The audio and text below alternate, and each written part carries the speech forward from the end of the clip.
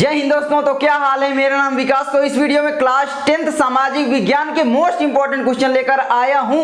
Board exam की दृष्टि से बहुत ज्यादा इंपॉर्टेंट क्वेश्चन है, तो सारे के सारे क्वेश्चन आपको सॉल्व जरूर करने हैं। तो चलो देखते हैं कि करके। सबसे पहले मैं आपको दिखा देता हूं, यहाँ पर आप लोग देख सकते हो मेरे पास कितने सारे क्वेश्चन है। ठीक है, ये देखो, यूरोप में राष्ट्रवाद का उदय वाले चैप्टर से हैं। ये सबसे पहले आपको ध्यान रखना है और सभी महत्वपूर्ण प्रश्न है। ये बहुविकल्पी प्रश्न भी सारे के सारे इंपॉर्टेंट, इनमें से 2-4 नंबर के जरूर आते हैं। और ये देख सकते हो, ये सारे के सारे क्वेश्चन इंपॉर्टेंट है और इधर मैंने बहुत सारा लिखा है। ठीक है, ये सारी चीजें मैं आपको समझाने वाला हूं, ये आप देख सकते हो ये। ठीक है, उसके बाद फिर भारत में राष्ट्रवाद वाले का नंबर है। तो चलो देखते हैं, एक एक करके इनको सॉल्व करते हैं। यूरोप में राष्ट्रवाद का उदय वाला चैप्टर है। ठीक है, और यहाँ पर सभी महत्वपूर्ण प्रश्न है। सबसे इंपॉर्टेंट बात तो यही कि सभी महत्वपूर्ण प्रश्न है और इसमें मैंने बहुविकल्पी प्रश्न लिए हैं और अति लघु उत्तरीय प्रश्न लिए हैं, लघु उत्तरीय प्रश्न और दीर्घ उत्तरीय प्रश्न। जितने के जितने इंपॉर्टेंट क्वेश्चन है सारे शामिल किए हैं, कोई भी क्वेश्चन नहीं छूटे हैं। कोई भी क्वेश्चन आएगा इस चैप्टर से तो इन्हीं में से आएगा। और अभी तक आपने सामाजिक विज्ञान में कुछ भी नहीं पढ़ा तो भी आपको समझ में आएगा, सारी चीजें समझा दूंगा। तो यहाँ पर सबसे पहले देख सकते हो बहुविकल्पी प्रश्न मैंने शामिल किए हैं। ठीक है, तो यहाँ पर सबसे पहला क्वेश्चन कहता है, प्रश्न नंबर 1, राष्ट्रवाद का प्रारंभ जिस देश में हुआ वह है। तो ए नंबर विकल्प है जर्मनी, बी नंबर विकल्प है इटली, सी नंबर विकल्प है फ्रांस और डी नंबर विकल्प है इंग्लैंड। तो राष्ट्रवाद का जो प्रारंभ हुआ था वो किस देश में हुआ था? तो यहाँ पर मैं आपको बताना चाहूंगा, जो राष्ट्रवाद का प्रारंभ हुआ था वो फ्रांस में हुआ था। आप लोग जानते हो, नेपोलियन बोनापार्ट के समय। ठीक है, आप अगर थोड़ा बहुत पढ़े होंगे और अगर नहीं पढ़े हो तो कोई दिक्कत नहीं है, याद करते जाओ, आगे मैं आपको और चीजें समझा दूंगा। ठीक है, तो चलो देखते हैं आगे प्रश्न नंबर 2 कहता है, बिस्मार्क ने किस नीति द्वारा जर्मनी, ठीक है, जर्मनी के एकीकरण में सफलता पाई? तो बिस्मार्क ने किस नीति द्वारा पाई? ए नंबर विकल्प है उदारवादी नीति द्वारा, बी नंबर विकल्प है लोकतांत्रिक नीति द्वारा, सी नंबर विकल्प है पृथक्करण नीति और डी नंबर विकल्प है लौह एवं रक्त नीति द्वारा। तो बिस्मार्क ने लौह एवं रक्त नीति द्वारा जो है वो जर्मनी के एकीकरण में सफलता पाई थी। ठीक है, यानी जर्मनी का एकीकरण बिस्मार्क ने ही किया था। ऑटो वन बिस्मार्क इसको कहते हैं। तो चलो आगे देखते हैं, इसको याद रखना बहुत इंपॉर्टेंट है। उसके बाद आगे है तीसरा क्वेश्चन कि नेपोलियन का संबंध किस देश से था? तो नेपोलियन का संबंध किस देश से था? ए नंबर विकल्प है जर्मनी, ठीक है, बी नंबर विकल्प है इटली, सी नंबर विकल्प है फ्रांस और डी नंबर विकल्प है इंग्लैंड। तो नेपोलियन का जो संबंध था वो फ्रांस में था, आप जानते हो फ्रांस। ठीक है, तो नेपोलियन का संबंध जो था वो फ्रांस में था। ठीक है, आगे बढ़ते हैं। इसका पूरा नाम नेपोलियन बोनापार्ट भी इसको बोलते हैं, याद रखना। उसके बाद चौथा क्वेश्चन है, निम्नलिखित में से इटली का एकीकरण किसके नेतृत्व में हुआ? तो इटली का एकीकरण किसके नेतृत्व में हुआ? ए नंबर विकल्प है मैजनी, बी नंबर विकल्प है गैरीबाल्डी, सी नंबर विकल्प है काबूर और डी नंबर विकल्प है ये सभी। तो जो इटली का एकीकरण हुआ था उसमें मैजनी का भी योगदान है, गैरीबाल्डी का भी है और काबूर का भी है, यानी ये सभी। ठीक है, ये वाला विकल्प आपका बिल्कुल राइट हो जाता है। ये सारे के सारे इंपॉर्टेंट क्वेश्चन है और इनमें से मैं गारंटी लेता हूं कि बोर्ड एग्जाम में कोई ना कोई क्वेश्चन जरूर आएगा, तो आपको इन्हें तैयार जरूर कर लेना है। तो चलो आगे बढ़ते हैं। ठीक है, तो आगे आप देख सकते हो सभी महत्वपूर्ण प्रश्न ये भी हैं। प्रश्न नंबर 5, जर्मनी के एकीकरण में मुख्य भूमिका किसकी थी? तो जर्मनी का जो एकीकरण हुआ था उसमें किसकी भूमिका थी? जिसेपे गैरीबाल्डी का, या बी नंबर विकल्प Otto von Bismarck, C number विकल्प नेपोलियन, ठीक है, नेपोलियन यहाँ पर होना चाहिए और डी नंबर विकल्प इनमें से कोई नहीं। तो जर्मनी का जो एकीकरण हुआ था उसमें मुख्य भूमिका किसकी थी? तो वो थी ऑटो वन बिस्मार्क, याद रखना, ऑटो वन बिस्मार्क। ठीक है, उसके बाद आगे बढ़ते हैं। प्रश्न नंबर 6, गैरीबाल्डी संबंधित था। तो गैरीबाल्डी किससे संबंधित था? इटली के एकीकरण से, या बी नंबर विकल्प है जर्मनी के एकीकरण से, सी नंबर विकल्प है अमेरिका के स्वतंत्रता संग्राम से और डी नंबर विकल्प है रूस की राज्य क्रांति से। तो गैरीबाल्डी जो संबंधित था वो जर्मनी के एकीकरण, जर्मनी के एकीकरण में महत्व भूमिका किसने निभाई? तो वो गैरीबाल्डी ने निभाई। ये प्रश्न आप याद रखना। ठीक है, उसके बाद आगे बढ़ते हैं। आगे आता है प्रश्न नंबर 7, फ्रांस की क्रांति हुई। तो फ्रांस की क्रांति कब हुई? तो यहां पर याद रखना कि भाई फ्रांस की क्रांति, ए नंबर विकल्प है 1788, बी नंबर विकल्प है 1789 और सी नंबर विकल्प है 1790 ईस्वी और डी नंबर विकल्प है 1787 ईस्वी। तो फ्रांस की जो क्रांति हुई थी वो हुई थी 1789 ईस्वी। तो आप लोग ये याद रखना, काफी ज्यादा इंपॉर्टेंट क्वेश्चन है। ठीक है, तो ये आप लोग याद रखना। उसके बाद चलो आगे बढ़ें। आगे आपका आता है, तो एक बात बताना चाहूंगा, ये जितने भी बहुविकल्पी प्रश्न मैंने लिए हैं ये सारे के सारे प्रश्न, भाई साहब मॉडल पेपर कहाँ गए? ये देखो, ये सारे के सारे प्रश्न, ये सारे मॉडल पेपर से मैं तैयार करता हूं। मेरे पास हर सब्जेक्ट के मॉडल पेपर इतने सारे हैं, आप देख लो, कम से कम नहीं तो 50 होंगे।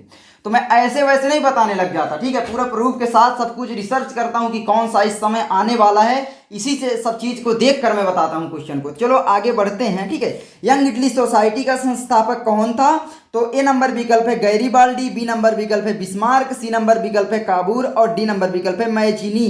तो यंग इटली सोसाइटी का जो संस्थापक था वो कौन था, जल्दी से मुझे कमेंट करो, ठीक है। तो चलो आगे बढ़ें, तो मुझे कमेंट करो गैरीबाल्डी, बिस्मार्क, काबूर और मैजिनी। तो यहाँ पर यंग इटली सोसाइटी का संस्थापक कौन था, जल्दी से कमेंट करो। इसका आंसर मैं आपको नहीं बताऊंगा। देखो एक कमेंट तो मैं आपसे करवा लेता हूँ ताकि आपको याद रहे, इसको आप रिसर्च कर सकते हो गूगल में, ठीक है। उसके बाद आगे बढ़ें, आगे आपका आता है 9वां क्वेश्चन कि फ्रांस में गणतंत्र की घोषणा किस वर्ष हुई? तो फ्रांस में गणतंत्र की घोषणा कब हुई थी? ए नंबर विकल्प है 1815 ईस्वी, बी नंबर विकल्प है 1830 ईस्वी और सी नंबर विकल्प है 1848 ईस्वी और डी नंबर विकल्प है 1871 ईस्वी।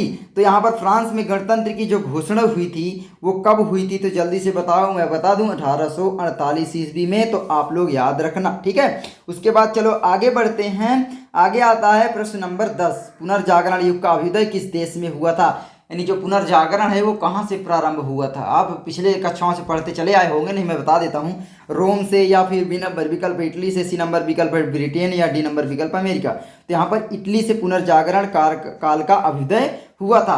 तो ये सारे के सारे 10 बहुविकल्पी प्रश्न हैं जो कि बहुत ज़्यादा इंपॉर्टेंट हैं, तो इन्हें आपको तैयार जरूर करना है। अब चलो बढ़ते हैं अति लघु उत्तरीय प्रश्न की ओर, ठीक है। तो यहाँ पर अति लघु उत्तरीय प्रश्न आप लोग देख सकते हो, ये मैंने लिख कर रखे हैं। तो ये भी सभी प्रश्न महत्वपूर्ण हैं, तो आपको ये ध्यान रखना है, सभी प्रश्न महत्वपूर्ण हैं, अति लघु उत्तरीय प्रश्न। और ये 2 नंबर के आपके क्वेश्चन आते हैं, तो याद रखना 2 नंबर के, ठीक है। 2 नंबर 2 4 नंबर का आता है, तो 2 नंबर इसमें से जरूर फंसेगा। तो यहाँ पर प्रश्न नंबर 1 है, निरंकुशवाद से क्या तात्पर्य है? तो निरंकुशवाद से क्या तात्पर्य है? तो देखो ध्यान रखना, ऐसी सरकार या शासन व्यवस्था जिसकी सत्ता पर किसी प्रकार का कोई अंकुश नहीं होता, यह शासन सैन्य बल पर आधारित और दमनकारी होता है। याद रखना कि भाई यहाँ पर बोला ही गया निरंकुशवाद, निरंकुश मतलब जिसका सत्ता पर, सरकार पर कोई अंकुश नहीं होता। इसमें सेना पूरी नियंत्रण करती है, या तो केंद्रीकृत सरकार होती है, सेना पर आधारित सरकार होती है जो कि लोगों का दमन करती है। दमन का मतलब अत्याचार एक प्रकार से, ठीक है। तो ये सब चीजें करती है। तो निरंकुशवाद का सीधा सा मतलब आपको समझ में आ चुका होगा, अगर आज तक नहीं आया था तो, ठीक है। चलो आगे बढ़ते हैं, आगे आता है जर्मनी के एकीकरण में सबसे महत्वपूर्ण योगदान किसका था? जर्मन राष्ट्र का प्रथम सम्राट किसको घोषित किया गया? तो बिल्कुल सिंपल है कि भाई जर्मनी के एकीकरण में सबसे महत्वपूर्ण योगदान ऑटो वन बिस्मार्क का था। आपने बहुविकल्पी में पढ़ा था, ठीक है। तो आप ऐसे भी लिख सकते थे। और विलियम प्रथम को जर्मन राष्ट्र का प्रथम सम्राट घोषित किया गया। तो ये भी बहुत ज्यादा इंपॉर्टेंट क्वेश्चन है। चलो आगे बढ़ते हैं। तीसरा क्वेश्चन कहता है फ्रांस की क्रांति के 2 परिणाम लिखिए, ठीक है। तो यहाँ पर फ्रांस की क्रांति के 2 परिणाम निम्नलिखित हैं, आप लोग लिखोगे। उसके बाद पहला देखो कि फ्रांसीसी निरंकुश राजतंत्र का अंत हो गया, ठीक है। यहाँ पर फ्रांसीसी निरंकुश राजतंत्र का अंत हो गया। और दूसरा, न्याय व्यवस्था का पुनर्गठन हुआ और पूरे देश में समान कानून संहिता को लागू किया गया।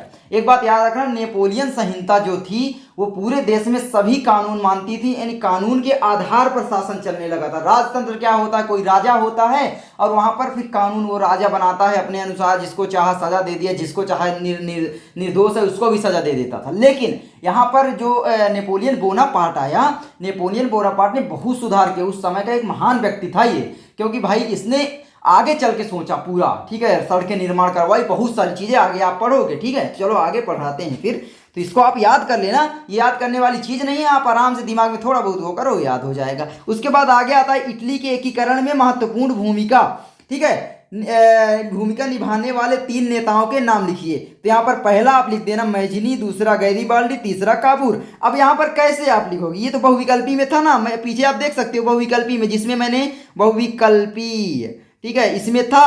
आप लोग देख लो पीछे, मेरी वीडियो पीछे देखो ना, पीछे यही क्वेश्चन शामिल था। तो भाई साहब बहुविकल्पी भी हेल्प कर देते हैं अति लघु उत्तरीय प्रश्न बनाने में। तो चलो आगे बढ़ते हैं। आगे आपका आता है आगे लघु उत्तरीय प्रश्न, ठीक है। लघु उत्तरीय प्रश्न भी अति लघु उत्तरीय प्रश्न जैसे ही हैं। नेपोलियन द्वारा फ्रांस में किए गए सुधार का वर्णन कीजिए। अगर आपसे पूछे नेपोलियन संहिता पर वर्णन कीजिए या नेपोलियन ने क्या कानून बनाए फ्रांस में, ये कुछ भी पूछे तो यही आंसर आपको लिखना है, इतना आपको जरूर ध्यान देना है। तो भाई हिलना यार, ठीक है। तो यहाँ पर देख सकते हो उत्तर में कि नेपोलियन बोनापार्ट विश्व के महानतम व्यक्तियों में से था, जो कि मैंने आपको बताया। उसके असाधारण कार्यों तथा आश्चर्यजनक विजयों ने संपूर्ण यूरोप को प्रभावित किया। मतलब नेपोलियन बोनापार्ट बहुत बहादुर था और वो कई युद्ध किए और उसने असाधारण विजय प्राप्त किया। ऐसा लगता था कि हार जाएगा लेकिन जीत जाता था। और उसने जो अपने देश में कानून स्थापित किए ना यार, वो आज के समय में भी नहीं है शायद। मतलब समझ रहे हो, बहुत मस्त कानून बनाया, सभी को बराबर धर्म, हर चीज़ बराबर करने की उसने कोशिश की। जो भी मतलब धोखाधड़ी होती थी, जो भी घोटाले होते थे, ठीक है, वो घोटाले आप कह सकते हो, ये सारी चीज़ें रोकने की उसने कोशिश की। मतलब जनता की हेल्प के लिए बहुत अच्छे अच्छे कदम उठाए। तो ये सारी चीज़ें हुई। तो चलो आगे देखते हैं यहाँ पर, ठीक है, क्या क्या किया इसने। तो पहला इसने क्या किया कि शासन संबंधी सुधार किया। जो शासन होता है उस पर इसने सुधार किया। शासन आप जानते हो क्या होता है, जैसे सरकार होती है तो सरकार की कुछ प्रोसेस होता है। ऐसा थोड़ी नहीं कि सरकार में कोई एक व्यक्ति बैठा है। सरकार का मतलब होता है हमारे देश में जितने भी कानून हैं वो सारी चीज़ें मिलकर, हम मिलकर, एक एक लोग मिलकर सरकार बनाते हैं। तो सरकार जो होती है उसमें शासन होता है, आप जानते हो, जो पुलिस होती हैं, ये सारी चीज़ें, बहुत सारे ऑफिसर होते हैं, ये एक प्रोसेस होता है, ठीक है। तो यही चीज़ें उसने सुधारने की कोशिश की। नहीं, पहले तो लूटपाट ये सब चीज़ें चलती रहती थी। तो यहाँ पर देखो क्या हुआ शासन संबंधी सुधार में। नेपोलियन की शासन व्यवस्था प्रतिभा, व्यापकता और कार्य क्षमता के सिद्धांत पर आधारित थी। देश की अराजकता को समाप्त करने के लिए उसने शासन का केंद्रीकरण कर दिया। मतलब एकता के सूत्र में बांधने का काम किया शासन को, ठीक है। अब यहाँ पर एक बात और इसने बोला क्या कि भाई प्रतिभा, व्यापकता और कार्य क्षमता। इसका मतलब सीधा सा है कि जो भी व्यक्ति एलिजिबल होता था, पहले क्या होता था राजतंत्र, उसमें क्या है भाई, उसके फूफा तुमको ये पद दे रहे हैं, चलो मंत्री आज से तुम बन गए, अच्छा तुम हमारे मौसिया हो, चलो ये पद तुमको दे देते हैं। मतलब ऐसे होता था, समझ रहे हो क्या मैं बोलना चाह रहा हूँ। मतलब अपने रिश्तेदारों को, अपने संबंधियों को ऊंचे ऊंचे पदों पर बैठा देते थे। और वो क्या करते थे, फिर घोटाले, घपलेबाजी, बहुत सारी चीज़ें, जनता के साथ अत्याचार, ये सारी चीज़ें करते थे। लेकिन इसने सुधारने की कोशिश की, इसने योग्य व्यक्तियों को लाया। मतलब देश से जैसे अभी हो रहा है, एग्जाम होता है, ये सारी प्रोसेस, कोई भी व्यक्ति कहीं भी पहुंच सकता है, वैसे उस समय इसकी सोच थी। आप समझ रहे हो, 200 साल पहले। तो देखो कितना मतलब आगे था ये व्यक्ति, ठीक है, इसीलिए बोलते हैं महान व्यक्ति था। उसके बाद आगे देखो यहाँ पर शासन संबंधी तो इसने सुधार किया ही। उसके बाद आता है दूसरा, न्याय संबंधी सुधार। शासन में सुधार किया तो न्याय में भी सुधार किया कि भाई नेपोलियन ने फ्रांस के लिए विधि संहिताओं का निर्माण करवाया। विधि संहिताओं मतलब एक विधि का निर्माण करवाया जिससे किसी व्यक्ति को विधि अनुसार दंड दिया जाने लगा। मैं क्या बोला कि भाई पहले जो होता था राजतंत्र, उसमें किसी को भी दोषी समझ के दंड दे दिया जाता था, लेकिन एक विधि निर्माण की नेपोलियन जी ने। नेपोलियन ने क्या किया, एक विधि के अनुसार दंड देना स्टार्ट कर दिया। मतलब कोई व्यक्ति अगर दोषी है तभी वो दंडित होगा। जैसे इस समय भी हमारे यहाँ सुप्रीम कोर्ट, हाई कोर्ट, ये सारी चीज़ें होती हैं कि नहीं होती, ठीक है, हमारे जिला कोर्ट, तो ये सारी चीज़ें होती हैं। तो इसी तरीके से उस समय भी इसने बनवाने की कोशिश की, तो कम से कम तो यही सारी चीज़ों से हमारा अभी का संविधान भी बना है। तो ये ध्यान रखना है आपको, ठीक है। तो चलो आगे देखते हैं। तो न्याय संबंधी सुधार, आई होप आप लोगों को याद हो जाएगा, कोई दिक्कत ही नहीं। उसके बाद सार्वजनिक सुधार। सार्वजनिक सुधार में बिल्कुल सिंपल है भाई, नेपोलियन ने सार्वजनिक हित के लिए अनेक महत्वपूर्ण सुधार किए। कौन कौन से, उसने बेरोजगारी को दूर करने का प्रयास किया। जैसे भाई पहले बेरोजगारी बहुत फैली थी ना फ्रांस में, तो उसने बेरोजगारी को दूर करने का प्रयास किया। उसके बाद आवागमन को सुलभ बनाने के लिए पक्की सड़कों का निर्माण करवाया, यानी ट्रांसपोर्टेशन के लिए भी काफ़ी अच्छा काम किया। आवागमन के लिए सड़कों का निर्माण करवाया, ठीक है। ये सारी चीज़ें, बेरोजगारी को दूर करने का प्रयास किया, बहुत सारी चीज़ें, समान तौल, ये बहुत सारी चीज़, थोड़ा बहुत आप पढ़ लोगे ना दिमाग में रहेगा। देखो हम लोग सोचते क्या है ना कि सामाजिक विज्ञान रट लें तभी जाकर हम अच्छे नंबर लाएंगे, ऐसा नहीं होता। सामाजिक विज्ञान का सीधा सा मतलब है समाज के बारे में आपको जानना। अब जैसे भी जानो, थोड़ा बहुत पढ़ लो, उसके बाद आपके दिमाग में जो भी चीज़ है उसको जाकर लिख दो। ऐसा नहीं कि आप रटने लगे, इसको रटो मत भाई, थोड़ा थोड़ा हेडिंग देखो, उसके बाद अपने अनुसार देखो भाई, आराम से आ जाएगा। रटने की कोशिश करो कुछ नहीं आएगा। तो यहाँ पर ये हो जाता है। तो सार्वजनिक सुधार की। उसके बाद देखो शिक्षा संबंधी सुधार उसने क्या क्या किए। नेपोलियन ने शिक्षा के क्षेत्र में महत्वपूर्ण सुधार किए। उसने फ्रांस में राष्ट्रीय शिक्षा की नींव डाली और पेरिस में एक विश्वविद्यालय की स्थापना भी की। पेरिस में एक विश्वविद्यालय की स्थापना की, ठीक है। तो ये चीज़ आप याद रखना, बहुत ज़्यादा इंपॉर्टेंट है। उसके बाद चलो आगे देखते हैं। आगे आपका आता है आर्थिक सुधार, ठीक है। आर्थिक सुधार में क्या आता है कि नेपोलियन ने पेरिस में बैंक ऑफ फ्रांस की स्थापना की। मादक द्रव्यों यानी जो नशीले पदार्थ होते हैं, नमक, ठीक है, इन पर आदि पर कर लगाया। कर से भाई देखो देश चलता है। अगर कर टैक्स नहीं लगाया जाएगा तो जे देश में जो भी विकास होता है, जो भी पुल बनवाते हैं, रोड बनवाते हैं, पानी की व्यवस्था की जाती है, कहीं पर बाढ़ आ गई तो कुछ मुआवजा दिया जाता है, कुछ सूखा पड़ गया तो कहाँ से दिया जाएगा। तो कर लगाना आवश्यक है, ठीक है। कोई भी चीज़ हम ये पेन भी खरीदे हैं ना तो अभी भी हमारे ऊपर कर लगाया जाता है। 18% आप जानते हो GST लगती है। कोई भी मोबाइल अगर आप खरीदते हो, मान लो 1 लाख का सामान आपने खरीदा तो उसमें आपका 18,000 जो है सरकार के पास चला जाता है। ये आप याद रखना, मतलब आप 1 लाख कमा कर खर्च कर रहे हैं तो 18,000 सरकार ले लेगी आपसे, ठीक है। तो ये होता है और होना भी चाहिए, ठीक है। तो नेपोलियन ने पेरिस बैंक ऑफ फ्रांस की स्थापना की, मादक द्रव्यों, नमक आदि पर कर लगाया, मजदूरों का वेतन निश्चित किया, ठीक है, चोर बाजारी, सट्टेबाजी, मुनाफाखोरी को समाप्त किया। तो यह आपको याद रखना है। उसके बाद आता है धार्मिक सुधार। धार्मिक सुधार में क्या किया देखो नेपोलियन ने। धार्मिक सुधार में बिल्कुल सिंपल है, समान धर्म किया कि भाई नेपोलियन ने अपने देशवासियों, ठीक है, देशवासियों को राज्य की ओर से सभी को अपने धर्म का आचरण करने की स्वतंत्रता प्रदान की। सभी धर्म को याद रखना, सभी धर्मों को। बहुत सारे देश होते हैं कि भाई एक देश एक धर्म होना चाहिए, ऐसा नहीं। हमारे देश में भी अनेक धर्म है, हिंदू धर्म है, मुस्लिम धर्म है, सिख धर्म है, ईसाई धर्म है, बौद्ध धर्म है। हर धर्म है और हर धर्म को लोग मानते हैं और सभी लोग उसका सम्मान करते हैं। ऐसा थोड़ी नहीं है कि सम्मान नहीं करते या एक धर्म है। इसी तरीके से नेपोलियन ने उस समय काम किया जो कि लोग शिक्षित नहीं थे, उनको भड़काना काफ़ी आसान था, लेकिन फिर भी नेपोलियन ने कम से कम हिम्मत तो की धार्मिक सुधार करने की। उसके बाद अगला क्वेश्चन बहुत इंपॉर्टेंट है, दूसरा कि भाई जर्मनी के एकीकरण की प्रक्रिया का वर्णन कीजिए। तो जर्मनी के एकीकरण कैसे हुआ। मध्यवर्गीय, मध्यवर्गीय मतलब मिडिल क्लास, याद रखना मिडिल क्लास, ठीक है। मध्यम वर्ग, मध्यम वर्ग भी बोलते हैं। मध्यवर्गीय जर्मन लोगों में राष्ट्रवादी भावनाएं प्रबल थी। राष्ट्रवादी भावनाओं का क्या मतलब है, अपने राष्ट्र के प्रति मर मिटने की भावना, मतलब अपने राष्ट्र के हित के लिए जो भावना होती है उसको बोलते हैं राष्ट्रवादी भावना। भाई हम भारतवासी हैं तो हमारे लिए भी भारत के लिए कुछ कम से कम भावनाएं तो हैं, है ना। कोई हमारे देश के साथ गलत करेगा तो हम उसे गलत नहीं करने देंगे। ये सारी भावनाएं हमारे अंदर विद्यमान रहती हैं, तो ये होता है राष्ट्रवादी भावनाएं। इन लोगों ने 1848 ईस्वी में जर्मनी के विभिन्न क्षेत्रों को एकता के सूत्र में बांधकर एक निर्वाचित संसद के माध्यम से शासित राष्ट्र राज्य बनाने का प्रयास किया, ठीक है। तो याद रखना शासित राष्ट्र राज्य बनाने का प्रयास किया, लेकिन राजशाही एवं सैन्य शक्ति ने इनका दमन किया। इन लोगों का प्रशा के बड़े भू स्वामियों ने भी समर्थन किया। उसके बाद प्रशा ने राष्ट्रीय एकीकरण के आंदोलन का नेतृत्व संभाल लिया। मुख्यमंत्री ऑटो वन बिस्मार्क इस प्रक्रिया का जनक था। आप जानते हो मुख्यमंत्री जर्मनी के एकीकरण में मुख्य भूमिका किसकी थी, ऑटो वन बिस्मार्क की। आपने बहुविकल्पी में पढ़ा है, तो मुख्यमंत्री था ऑटो वन बिस्मार्क, ठीक। इसको फिर बाद में चांसलर भी बना दिया गया था, तो बात अलग है। तो जनक था। बिस्मार्क ने प्रशा की सेना और नौकरशाही की मदद ली। 7 वर्ष के दौरान ऑस्ट्रिया, डेनमार्क और फ्रांस के 3 युद्धों में प्रशा की जीत हुई। प्रशा की जीत मतलब जर्मनी की जीत, ठीक है। प्रशा की जीत हुई और एकीकरण की प्रक्रिया पूर्ण हुई। तो ये आप याद रखना। जर्मनी का राजा विलियम प्रथम को 1871 ईस्वी में बनाया गया। अब ये देखो मेरा पसीना यहाँ पर गिर गया तो ऐसे हो गया, तो सॉरी, ठीक है। तो ये आप सारी चीज़ें लिख सकते हो, इनको सारी चीज़ें आप लिख लो।